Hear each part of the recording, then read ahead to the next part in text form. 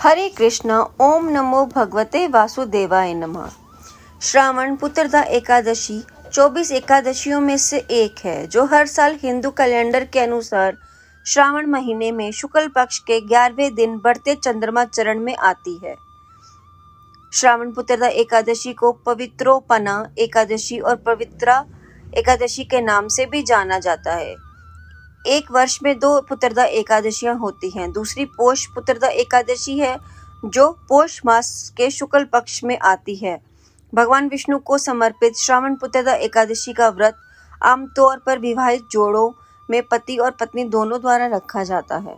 यह पुत्र और संतान प्राप्ति का आशीर्वाद प्राप्त करने और भौतिक इच्छाओं की पूर्ति के लिए किया जाने वाला एक शक्तिशाली व्रत है। भक्तों का मानना है कि इस व्रत को ईमानदारी और भक्ति से करने से उनके परिवार में समृद्धि और खुशियां आ जाती है। कई लोग इस अवसर का उपयोग आध्यात्मिक विकास और भगवान विष्णु के साथ अपने संबंध को मजबूत करने के लिए करते हैं। यह व्रत मुख्य रूप से संतान प्राप्ति के लिए किया जाता है। मान्यता है कि इस व्रत को करने से निसंतान दंपति को पुत्र की प्राप्ति होती है। पाप मोचन, यह व्रत पापों का नाश करने और मोक्ष प्राप्त करने का भी एक माध्यम माना जाता है। सुख समृद्धि, इस व्रत को करने से घर में सुख समृद्धि आती है और जीवन में सफलता मिलती है। श्रावण पुत्रदा एकादशी व्रत कथा। द्वापर युग के आरंभ में महिष्मती नाम की एक नगरी में महाजीत नाम का राजा राज्य करता था, लेकिन पुत्रहीन होने के कारण राजा बहुत ही चिंतित रहता था।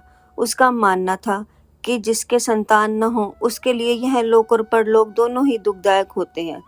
पुत्र सुख की प्राप्ति के लिए राजा ने अनेक उपाय किए, किंतु राजा को पुत्र की प्राप्ति नहीं हुई। वृद्धावस्था आती देखकर राजा ने प्रजा के प्रतिनिधियों के साथ विचार किया। सभी का एक ही मत था कि यदि राजा ने सदा ही धर्म का पालन करते हुए राज्य का संचालन किया है और कभी किसी निर्दोष को नहीं मारा, कभी किसी के साथ अन्याय नहीं किया, तो राजा को संतान सुख क्यों नहीं प्राप्त होता।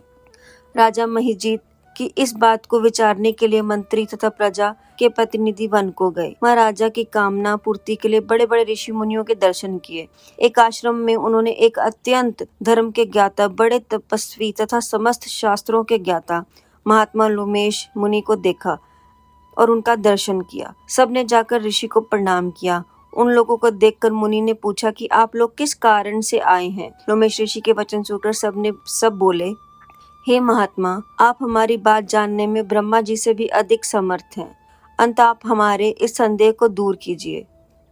हमारे राजा महिजीत प्रजा का पुत्र के समान पालन करते हैं, फिर भी मैं पुत्रहीन होने के कारण दुखी हैं। सभी ने महर्षि से राजा को पुत्र प्राप्ति के लिए विनती पूर्वक उपाय पूछा।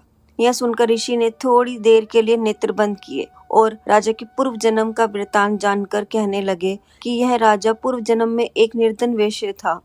वह एक गांव से दूसरे गांव व्यापार करने जाया करता था। एक समय ज्येष्ठ मास के शुक्ल पक्ष की द्वादशी के दिन मध्यम के समय, जबकि वह 2 दिन से भूखा प्यासा था, एक जलाशय पर जल पीने गया। उसी स्थान पर एक तत्काल की ब्याई हुई प्यासी गौ माता जल पी रही थी। राजा ने उस प्यासी गाय को जल पीते हुए हटा दिया और स्वयं जल पीने लगा। इसलिए राजा को यह दुख सहना पड़ा। एकादशी के दिन भूखा रहने से मैं इस जन्म में राजा बन गया और प्यासी गौ को जल पीते हुए हटाने के कारण पुत्र वियोग का दुख सहना पड़ रहा है। ऐसा सुनकर सब लोग कहने लगे कि हे ऋषि, शास्त्रों में पापों का प्रायश्चित भी लिखा है। अंत जिस प्रकार राजा का यह पाप नष्ट हो जाए, आप ऐसा उपाय बताइए। लोमेश मुनि कहने लगे कि श्रावण शुक्ल पक्ष की एकादशी को जिसे पुत्रदा एकादशी भी कहते हैं, तुम सब लोग व्रत करो और रात्रि को जागरण करो, तो इससे राजा का यह पूर्व जन्म का पाप अवश्य नष्ट हो जाएगा। साथ ही राजा को पुत्र की अवश्य प्राप्ति होगी। लोमेश ऋषि के ऐसे वचन सुनकर मंत्रियों सहित सारी प्रजा नगर को वापस लौट आई और जब श्रावण शुक्ल एकादशी आई तो ऋषि की आज्ञा अनुसार सबने पुत्रदा एकादशी का व्रत किया और जागरण किया। इसके पश्चात द्वादशी के दिन इसके पुण्य का फल राजा को दे दिया। उस पुण्य के प्रभाव से रानी ने गर्भ धारण किया और 9 महीने पश्चात उसके यहाँ बड़ा तेजस्वी पुत्र उत्पन्न हुआ। ओम नमो भगवते वासुदेवाय नमः।